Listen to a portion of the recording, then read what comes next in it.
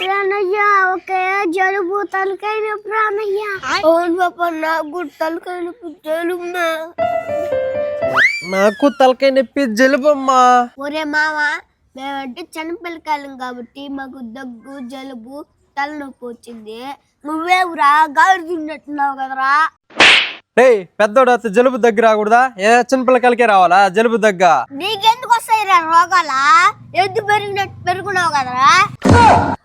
ఆపరా, నేను పొద్దున లేసి చన్నీళ్ళు స్నానం చేసి దేవుడు పూజ చేసి వస్తున్నాను రా. దేవుడికి పూజ చేసినా కూడా రోగాలు వస్తున్నాయంటే నువ్వెంత దుర్మార్గుర్రా.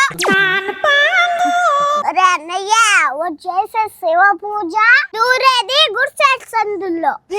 ఇంకా వాడికి రోగాలు రాకపోతే ఇంకా ఊరికి వస్తుంది. ఏంది మే శివ అంటున్నారా? అన్నయ్య శివుడు వచ్చినట్టు వచ్చినావు అన్నయ్య. ఇల్లు నన్ను ఎట్టంటే తిడుతున్నారు అన్నయ్య. మై నీకన్నా పెద్దోడు కదోడా వండిందా మారు మహాడుదా. అన్నయ్య భక్తుడైతే పూజారి వచ్చినాడు. ఏంది పాప అర్థం కాలేదా? ఒరే క్లియర్ గా చెప్తాను ఇను. పులిహార ఎట్ట కలపాలో ఈ పూజారికి తెలుసు. దాన్ని ఎట్ట పంచాలో ఈ భక్తుడికి తెలుసు. వీళ్ళిద్దరూ చేసే గుడిసెట్ పనులకి ఆ బాలాజీ నా బట్ట హెడ్. నన్నందరూ శబాష్ షాడిస్ట్ అని మెచ్చుకోవాలి. నా షాడిజం గురించి లోకమంతా గుసగుసలాడాలి. కమాన్ గుసగుస. పోండ్రా గుడిసెట్ నా బట్టలారా.